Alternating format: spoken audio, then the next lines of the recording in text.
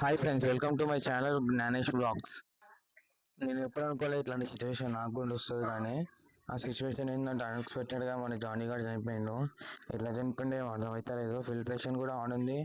నేను చూస్తూనే ఉన్నా, అయినా మంచిగా ఉన్నాడు, కానీ ఎందుకో ఇట్లా చనిపోయింది ఏందో ఏం అర్థమవుతలేదు.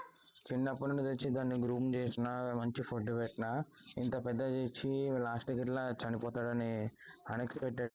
సో ఇప్పుడైతే ట్యాంక్లో వాటర్ అని తీసేసిన, ఇది చేంజ్ చేస్తున్నా బ్యాక్ సైడ్ది. ఇది మొత్తం వైట్ పెట్టేస్తా, ఇది తీసేసి సేమ్ ఇది ఎట్లుందో అట్లనే ఉల్టా తిప్పి పెట్టేస్తా. ఇంకా వైట్ షీట్ ఎందుకు కొనాలా, ఇట్లనే ఇది ఉందిగా, దీన్నే ఉల్టా తిప్పి పెట్టేస్తే సెట్ అయిపోతుంది. అది నేను ట్రాన్స్పరెంట్ టేపు సీజర్ ఇక స్టార్ట్ చేసాం. ఇక్కడ నుండి స్టేషన్ కార్డ్ ఉంది కదా, దాంతో లోపల బబుల్స్ ఏమంటే పోతాయి. బబుల్స్ ఉంటే మళ్ళీ కరెక్ట్ రాదు.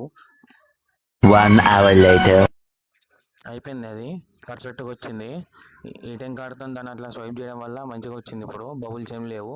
ట్యాంక్ని దాని మీద పెట్టేసిన తర్వాత వాటర్ యాడ్ చేద్దాం. వాటర్ యాడ్ చేసి ఈ ఫిష్ యాడ్ చేసేద్దాం. మీకు చూపెడుతుంది. వాటర్ యాడ్ చేసి ఫిల్టరేషన్ కూడా ఆన్ చేసేసిన. సో 2 hours తర్వాత మళ్ళీ ఫిషెస్ని యాడ్ చేస్తున్నా. ఇప్పుడు చూడండి, అన్ని ఫిషెస్ వస్తలేవు ఒకసారికి, అందుకే ఇట్లా కొన్ని ఫిషెస్ తీసుకొని యాడ్ చేస్తున్నా. ఇప్పుడు ఫిషెస్ని అయితే యాడ్ చేసేసిన. ఇప్పుడు ఫిషెస్ అయితే ఫ్రీగా స్విమ్ చేస్తున్నాయి.